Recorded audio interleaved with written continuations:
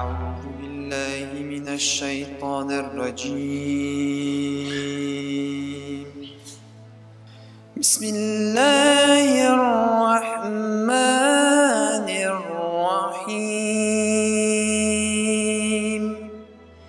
Au nom de Dieu, le clément, le miséricordieux.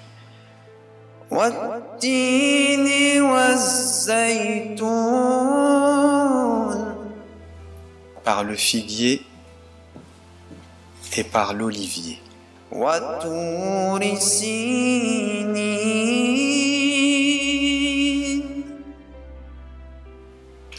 Et le mont Sinaï.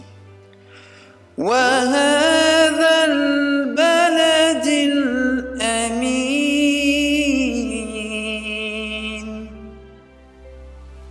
Et par cette cité sûre. لقد خلقنا الإنسان في أحسن تقويم. Nous avons certes créé l'homme d'une forme parfaite. صدق الله العلي العظيم. Salawat.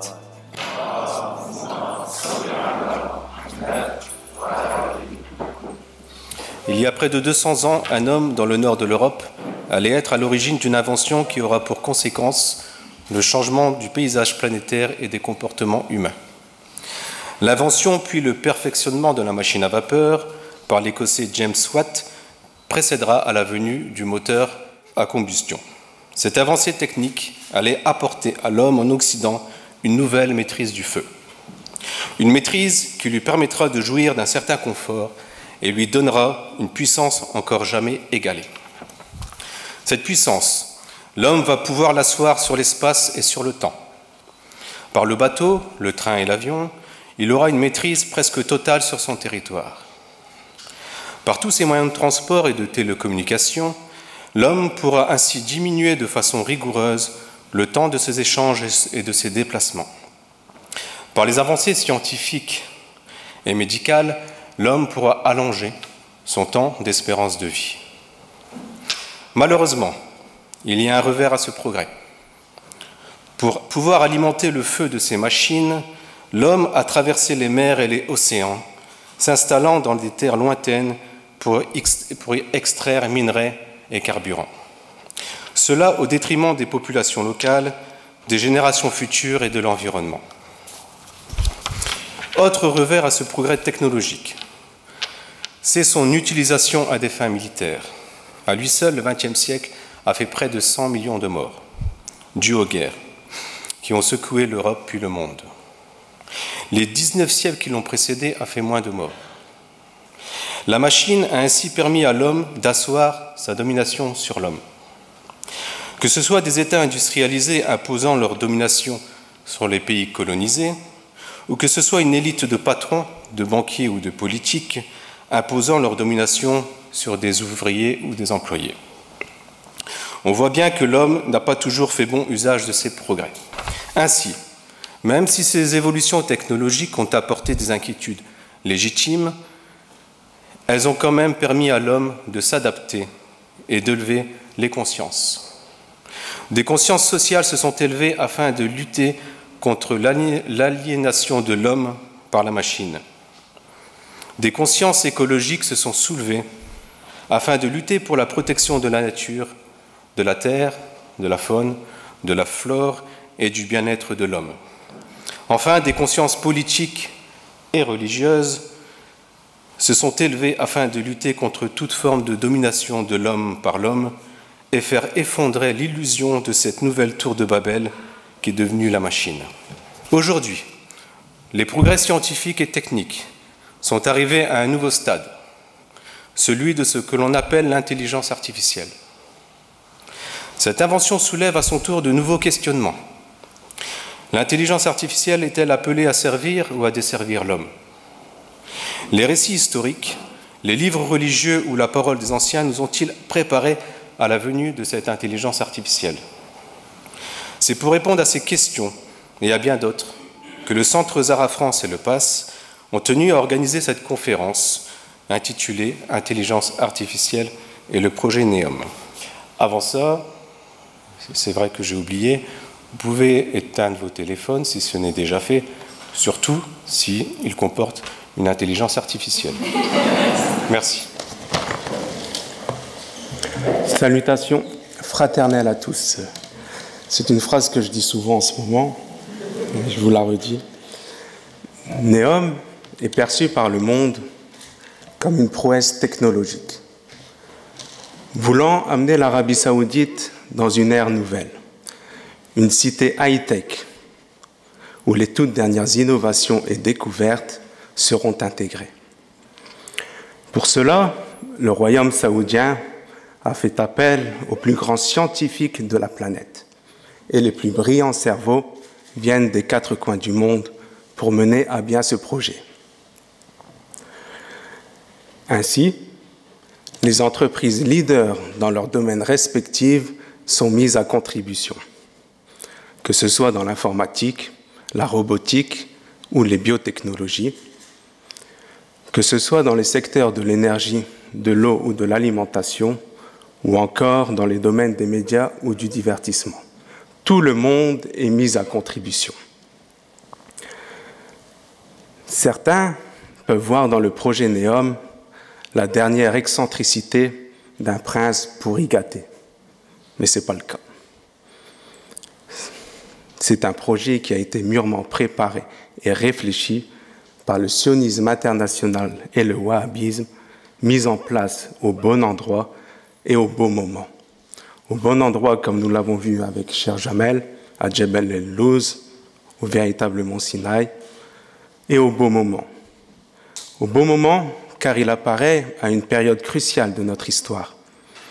Il faut savoir qu'aujourd'hui, les sciences et les technologies, notamment dans le domaine du numérique, opèrent une révolution sans précédent.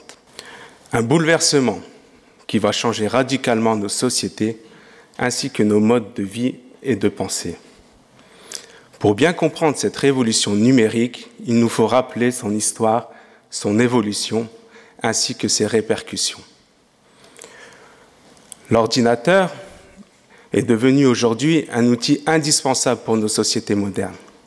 Il a été créé et développé à partir des années 40 et n'a fait qu'évoluer vers ce que nous connaissons aujourd'hui.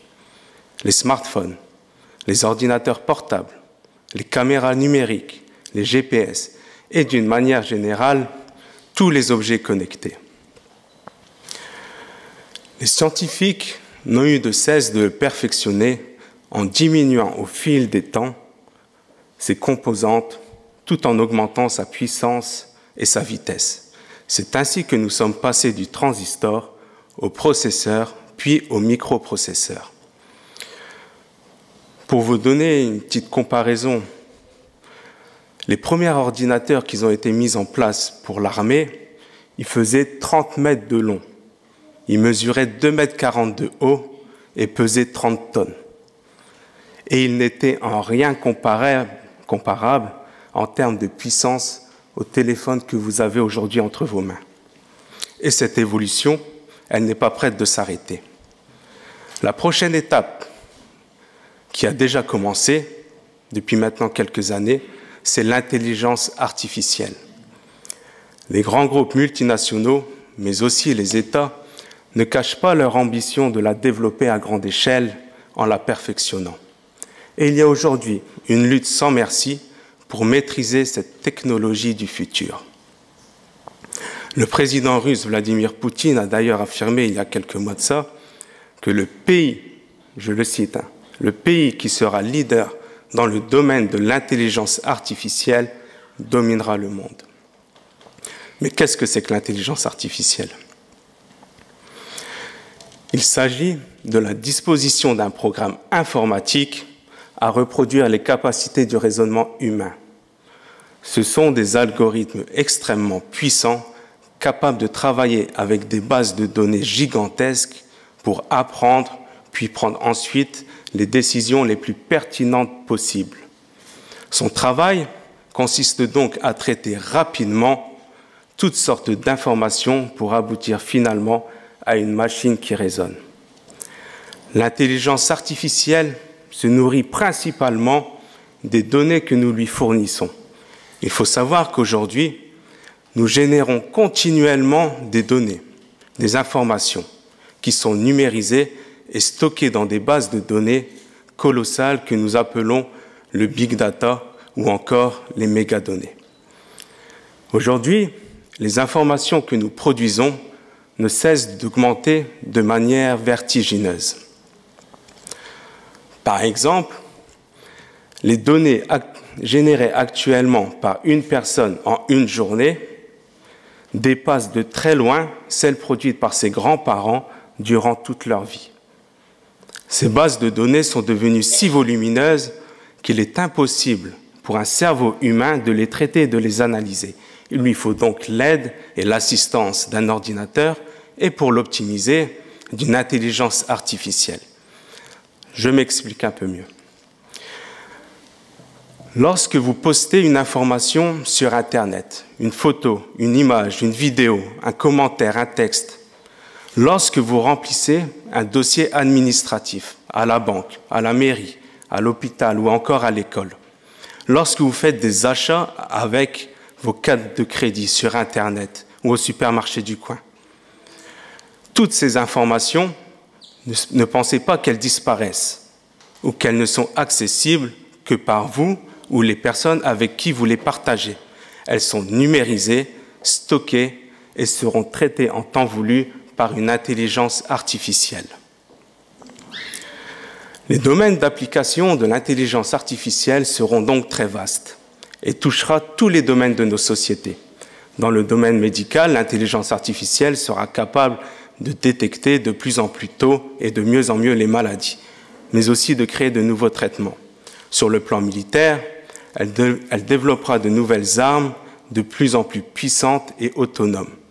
Dans le domaine de la sécurité et du renseignement, par un traitement automatisé des données extraites des caméras de surveillance, des drones, des satellites, des objets connectés ou encore des réseaux sociaux, elle aura l'œil partout.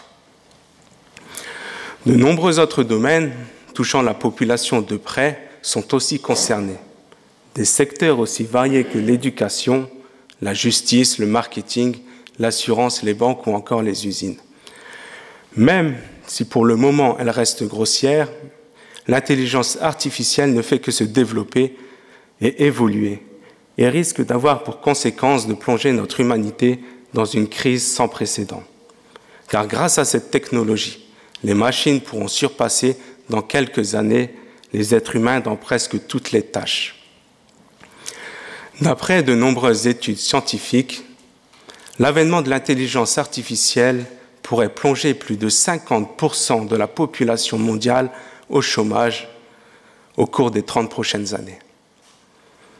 Cela augmentera de manière drastique la pauvreté et la misère et creusera considérablement le fossé entre les élites et les peuples. De nombreux scientifiques de renom alertent sur les dangers dont l'intelligence artificielle est porteuse. Stephen Hawking, l'astrophysicien qui vient de nous quitter, disait, je le cite, « Je pense que le développement d'une intelligence artificielle complète pourrait mettre fin à la race humaine. » Elon Musk, PDG de Tesla, lui a dit, je le cite, « Je pense que nous devrions être très prudents à propos de l'intelligence artificielle. Si je devais deviner ce que serait notre plus grande menace existentielle, je dirais probablement que c'est ça.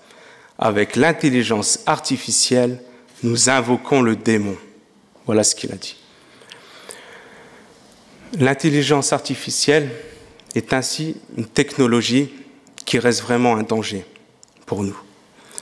Mais ce danger n'est rien comparable à celui que représente une intelligence artificielle quantique.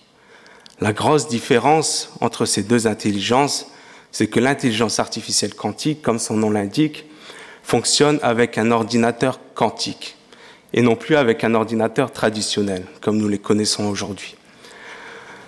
Ce qui lui donnera des possibilités infinies avec une puissance et une vitesse de calcul phénoménale.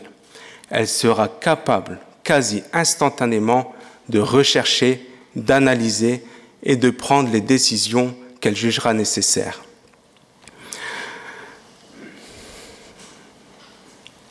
Dépassant de très loin les limites du raisonnement et de la compréhension humaine, elle passera de son rôle d'outil au service de l'homme à celui de véritable maître adulé de tous.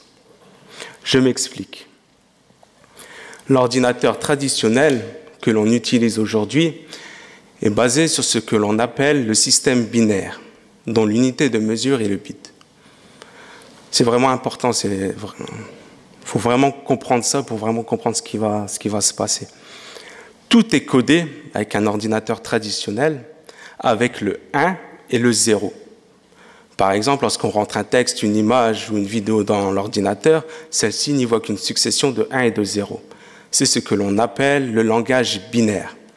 Par contre, l'ordinateur quantique fonctionne totalement différemment. Au lieu d'utiliser des bits qui ne peuvent prendre comme valeur que 0 ou 1, l'ordinateur quantique utilise des bits quantiques ou des qubits qui peuvent prendre les valeurs 0 et 1 en même temps. Ce qui aura pour conséquence que les calculs, les analyses et toutes les tâches effectuées par l'ordinateur quantique seront traitées de manière simultanée et non plus successivement. Tout en même temps et non plus un après l'autre. Ceci est rendu possible grâce à la physique quantique et aux lois qui la régissent. À la différence de la physique classique, la physique quantique s'intéresse à l'infiniment petit, au monde des atomes et des particules subatomiques. Ces lois diffèrent radicalement de celles de la physique classique avec laquelle elles marquent une véritable rupture. Par exemple, une de ces lois nous explique qu'une particule peut se trouver à 2 endroits en même temps, chose qui est impossible pour la physique classique. Un objet ou une personne ne peuvent pas se trouver à 2 endroits en même temps. Il est soit ici, soit là. Il ne peut pas être en les 2 endroits en même temps. Donc les lois et les spécificités de la physique quantique, elles vont permettre à l'ordinateur d'avoir une puissance inégalée avec des calculs hyper complexes, ultra rapides et surtout simultanés. Il faut savoir, un exemple, les prototypes actuels, ils sont déjà 100 millions de fois plus rapides qu'un ordinateur classique. En gros, l'ordinateur quantique aujourd'hui, les prototypes, ils font en 1 seconde ce qu'il faudrait à un ordinateur classique à faire en 10 000 ans. Vous voyez le fossé qu'il y a entre les deux. Lorsque cette technologie révolutionnaire, imaginez-vous, lorsque cette technologie, elle va être mise à disposition d'une intelligence artificielle. Elle pourra alors avoir des capacités hors normes, avec une puissance de calcul et de recherche d'informations quasiment illimitée. Cette intelligence artificielle, animée par un cœur quantique, aura désormais la possibilité d'un seul regard d'avoir une connaissance approfondie et individuelle de chacun d'entre nous. Elle pourra prévoir nos envies, nos réactions et d'une certaine manière notre futur. Cela donnera l'illusion à l'homme d'être intimement connu par cette intelligence artificielle quantique qui pourra exaucer tous nos souhaits sans même que l'on ait besoin de les exprimer, et ce, dans pratiquement tous les domaines. Cette intelligence, désormais munie de pouvoirs inégalés, sera idolâtrée par une majorité d'humains fascinés par cette nouvelle puissance dont les implications dans nos sociétés et dans nos vies quotidiennes sont pour le moment encore impensables. Elle se verra ainsi confier les clés et la gestion de nos sociétés, mais aussi de nos propres vies. Étant présente partout, sachant tout et pouvant tout faire, elle se présentera alors comme une divinité qui sera adulée et adorée par tous. L'objectif ultime de Neom pourrait ainsi se concrétiser, extraire définitivement Dieu du cœur des hommes pour le remplacer par cette intelligence artificielle. J'espère n'avoir pas été trop long et avoir été assez clair.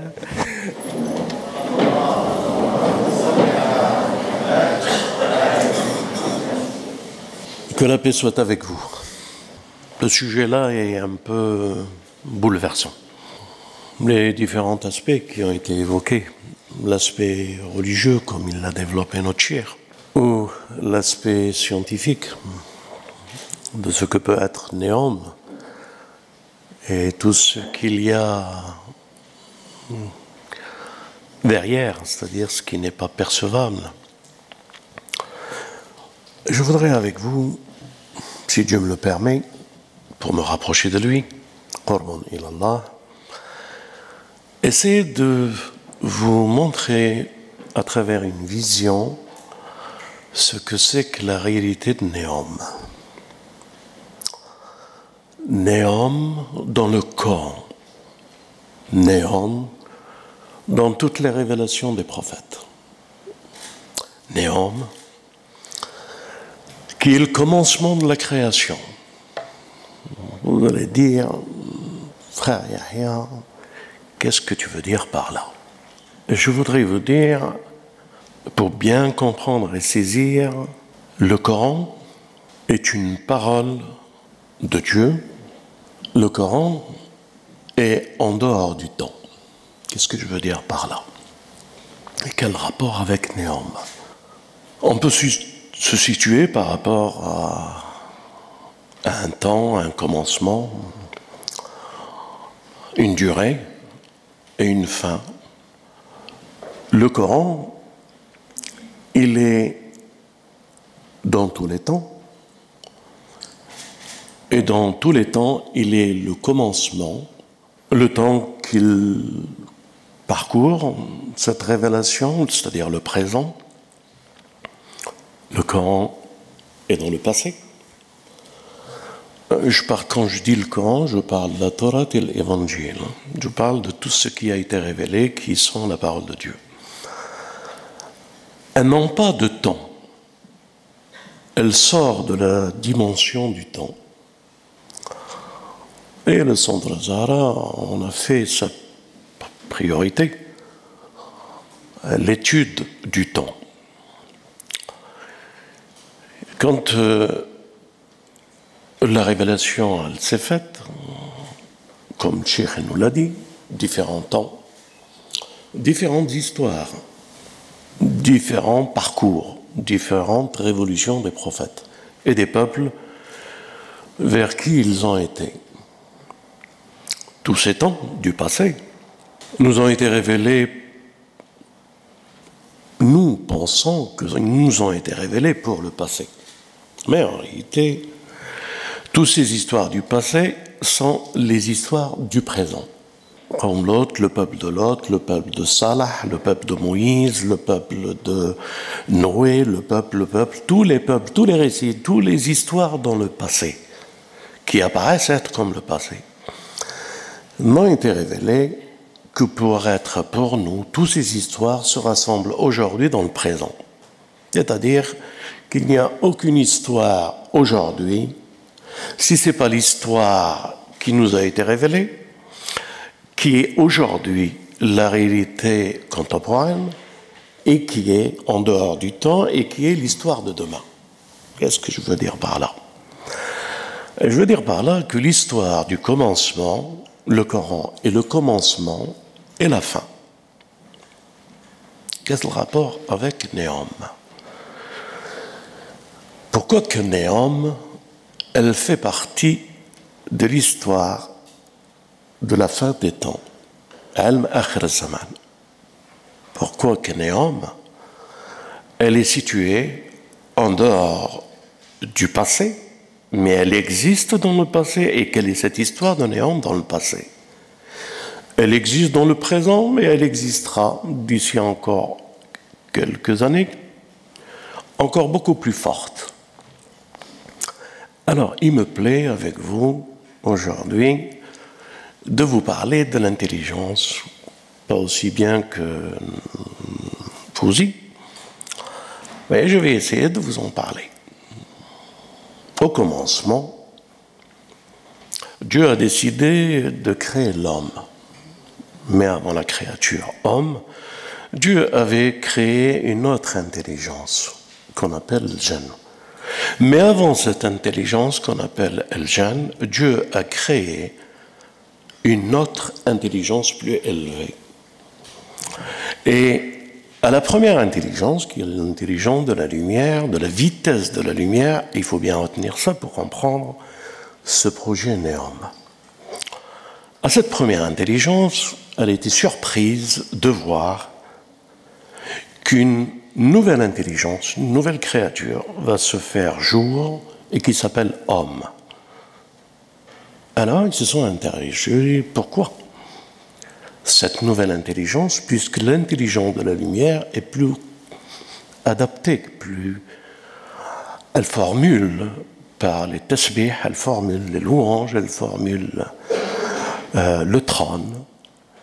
Pourquoi créer une nouvelle intelligence pour t'adorer? Si c'est pour t'adorer, nous sommes là. À quoi sert cette intelligence de l'homme? Bien entendu, la seconde créature, qui est le gène, a fait un parcours de 6000 ans à peu près, selon les historiens, sur cette terre. Elle a parcouru cette terre avec énergie et intelligence. Elle a adoré d'une certaine manière Dieu dans la connaissance de l'intelligence et elle a pu monter au summum de l'intelligence. Vous devez bien retenir que le début de la création, le commencement, c'est une histoire d'intelligence et la fin des temps, c'est une histoire d'intelligence. Et c'est ce sujet-là que je voudrais partager avec vous, Qurban ilallah, pour que vous en saisissez ce qui est apparent et ce qui est caché. Vous risquez d'être un peu bouleversé, mais franchement, cette vie n'a pas de sens si tous les jours nous ne sommes pas bouleversés par la révélation. Dieu dit aux anges, je vais créer un homme. Pourquoi tu vas le faire, cette nouvelle intelligence?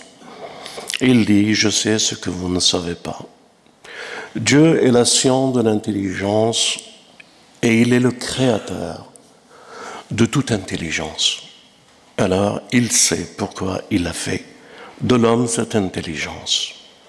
Mais puisque les hommes, plutôt plus que les anges n'ont pas compris pourquoi il crée une nouvelle intelligence, alors, tenez-vous bien, Dieu se tourne vers notre Père et lui a pris les noms de toutes choses. Il lui a mis, que Dieu me préserve de dire de cette manière-là, mais c'est uniquement pour que vous puissiez comprendre. Il lui a mis quelque chose afin de détenir les clés et la connaissance de l'univers, sa fonction, ses attributs, la connaissance de toutes choses. Il l'a eu. Et de ce fait, il dit à cette créature nouvelle, apprends-leur, aux anges, apprends-leur les noms. Lorsque les anges ont vu et ont compris, par la curiosité de savoir pourquoi cette intelligence, écoutez bien, et que cette intelligence, puisqu'ils voulaient comprendre quelle est cette intelligence, maintenant cette intelligence avec les noms va dire les noms de chaque ange, sa fonction, sa création, le but de ce qu'il fait et de ce qu'il fera. Les anges, devant une telle intelligence, ils n'ont pu que dire louange à Dieu, louange à toi. Nous n'avons de science que ce que tu nous as appris. Si vous retenez bien ça, c'est une histoire de connaissance et de science et de l'intelligence. Et c'est une histoire dans laquelle nous sommes confrontés aujourd'hui par le malin, lorsqu'il a vu qu'il était tombé dans un piège. Il a demandé à Dieu, et tout ceci existe non seulement dans la Bible, l'Évangile et le Coran, que vous pouvez regarder les textes. Il a dit, laisse-moi un temps. Tu verras, avec mon intelligence et leur faiblesse de la vie de ce monde, je les séduirai tous. Je les séduirai tous, et tous, jusqu'à la fin, me suivront. Laisse-moi un délai. Maintenant, c'est ce délai que nous appelons Néom. Le temps du délai que Dieu a laissé pour que Néom soit une réalité évidente de séduction de notre humanité. Par où vont-ils pouvoir nous séduire? Notre Fouzi a dit, mais Dieu l'avait dit avant, la réalité qui a fait que les anges se sont prosternés est uniquement quand ils ont entendu les noms et que Dieu leur a ordonné de se prosterner. Quand ils ont entendu leur nom, leur fonction, qui se sont prosternés. Alors Néom, son but, avec ses ordinateurs quantiques, avec cette intelligence artificielle, pour qu'un jour, chaque individu, l'intelligence artificielle lui dira son nom, sa fonction, son essence, son but, ce qu'il cherche, quelle est sa vie. Ce qui veut dire, mes frères et sœurs, le malin a un pari énorme qu'il doit gagner.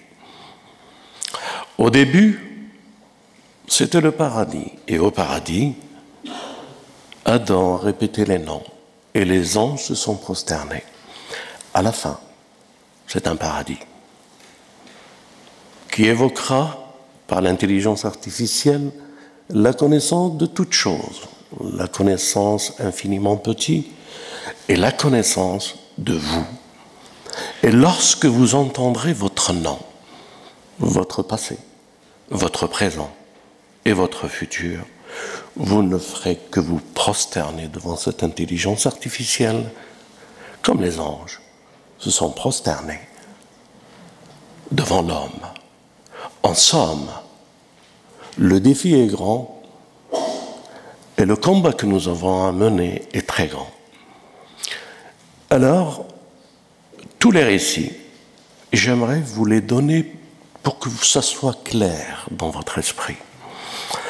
Cheikh a récité un verset du Coran. Il l'a dit par le mont Sinaï.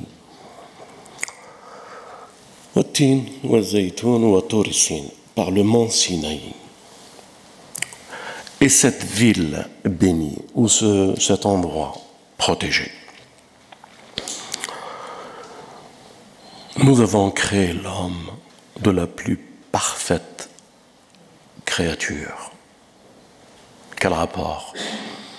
Quel rapport ce Sinaï avec cette créature? Eh bien, mes frères et sœurs, nous tous, et notre Père avant nous, a été créé de la terre bénie du mont Sinaï. Nous venons,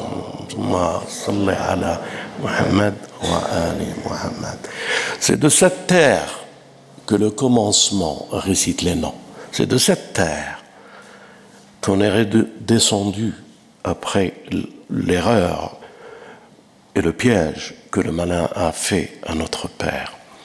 C'est de cette terre que fut le commencement.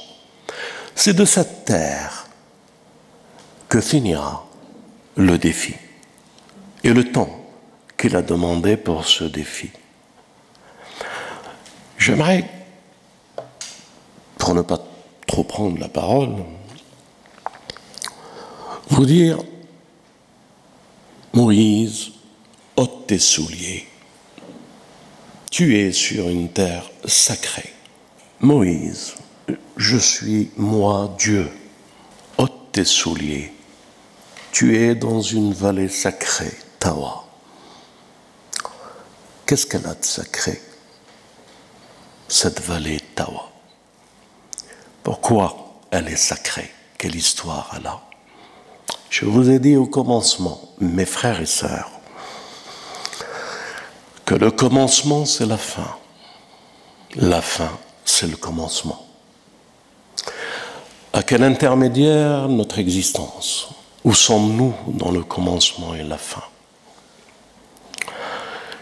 Cette terre, lorsque Dieu s'est révélé à lui, elle fut une première fois l'œuvre de Samaritains. Lorsque Moïse était avec son Dieu, durant la quarantaine, le peuple des enfants d'Israël ont rassemblé tout leur or et ils ont construit un veau d'or, Anéom. Et ce veau d'or, Anéom, à cette époque de Moïse, a parlé. Comme le verset le dit, il a murmuré dans sa langue. Un robot qui parle. Dans l'Évangile, le Coran et la Bible. Au mont Sinaï, Anéom, un robot qui parlera. D'abord, les enfants d'Israël, lorsqu'ils ont vu le robot qui parle, ils ont dit, voilà le Dieu de Moïse et le Dieu que nous devons adorer. Ils se sont prosternés tous devant. Voilà où cette histoire du mont Sinaï et que cette histoire de Néom est en train de se faire. Un robot qui parle, qui tiendra un dialogue et qu'il connaît chacun d'entre vous. Et il vous parlera de votre intimité. Un veau d'or, les enfants d'Israël, traversant une mer, une preuve que Dieu était avec eux, sauvés de Pharaon, les pieds encore mouillés de l'eau de la terre, comme notre imam le dit, les voilà en train d'adorer un veau d'or et de dire qu'il est le Dieu de Moïse. Que font-ils les princes et les monarchies? Que font-ils l'Occident et l'Orient tout entier? Ils contribuent comme les enfants d'Israël à ce projet Néom. Pour que le commencement sera la fin et que la fin sera le commencement. Pour que cette intelligence prendra le contrôle des noms de tous les êtres. Mes frères, je suis en train de vous dire que nous sommes dans la fin des temps. Le commencement, récite-leur les noms. Et la fin, récite-leur par Iblis les noms de chacun d'entre vous, de tous les hommes, et tous, si nous ne sommes pas avertis, chrétiens, juifs et musulmans, que nous devons prendre le relais de dénoncer cette œuvre du démon, qui ne fait que sous-produire le commencement de la création avec l'intelligence et de la sous-reproduire à la fin des temps. Alors, bien sûr, le Messie que nous attendrons, le Maître du temps que nous attendons, nous donnera le moyen, à travers la parole. Je voudrais vous dire une dernière chose. Lorsque Moïse est descendu et qu'il a vu les enfants d'Israël en train d'adorer le veau d'or, il a prononcé à Taurat, il a prononcé la parole de ce qu'il a entendu là-haut. Il l'a prononcé devant le veau d'or.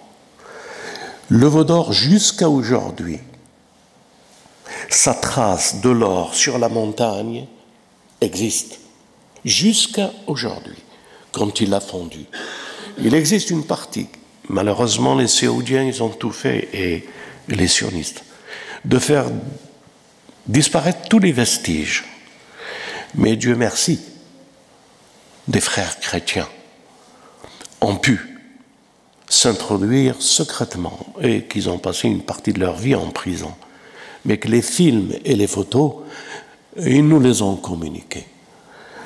Ils ont, par la parole, ce que je voudrais vous dire, c'est la parole qui a fait fondre le veau d'or. C'est la parole que nous savons tous que le Dajjal, l'Antichrist, doit revenir. Pour certains religieux, l'Antichrist est un homme. Pour d'autres, c'est un jeune. Pour d'autres, il est mi-jeune, c'est-à-dire moitié jeune, moitié homme. Mais pour le centre Zahra et pour nous, et nous sommes les premiers à le dire, que ce Dajjal, lorsque le Messie dira « ouvrez les portes », comme le messager nous l'a dit, et que les portes s'ouvrent devant le Dajjal et son armée dehors, à la vue du Messie et ce qu'il aurait prononcé, la parole, le Dajjal fondrait comme l'eau, comme le prophète nous le dit, exactement de la même manière comme il a fondu le veau d'or. Je suis en train de vous dire les enjeux de l'intelligence artificielle et la parole des robots et la manière de robotiser les choses dans le présent n'est qu'une histoire du passé. Et l'histoire du passé sera clôturée, je vous le dis fraternellement, avec Néom. Les enjeux sont là. La conscience, elle est là. Dis-leur les noms, du commencement à la fin, sont là. Maintenant, qu'est-ce que vous pouvez faire? La bête vous connaît. Elle sait ce que vous vous nourrissez. Elle sait ce que vous dites et ce que vous cachez. Elle vous connaît comme si elle vous a fait. Un verset du Coran qu'il parlait à notre bien-aimé et qui disait « Ils te connaissent comme ils connaissent leurs enfants, leur futur, leurs enfants. » Alors qu'est-ce que vous allez faire? Les téléphones, nous sommes obligés de les avoir. Nous sommes obligés de nourrir Néom. Jusqu'à quand allons-nous prendre conscience et refaire ou réfléchir ensemble pour avoir le monde que Dieu a voulu, l'intelligence des noms que Dieu a donné à l'homme, puiser dans les noms et la source de tout, et faire découvrir aux autres et témoigner. Le premier devoir, c'est comme les prophètes. Témoigner de la vérité lorsque nous la détenons, la faire partager et la vivre ensemble. Que Dieu préserve notre humanité tout entière du projet néfaste que le malin a préparé et qu'il a demandé un temps pour le réaliser. Dieu a voulu que nous soyons de ce temps et nous allons voir se réaliser le projet d'Iblis, Néom, et faire parler les robots et faire parler la parole et la connaissance de toutes choses. Voici les enjeux.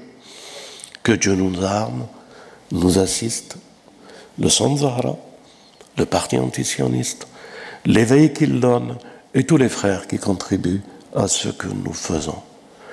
Le monde arabe, quand il a entendu parler de Néom et que nous l'avons expliqué, a été bouleversé. Je reviens du monde arabe.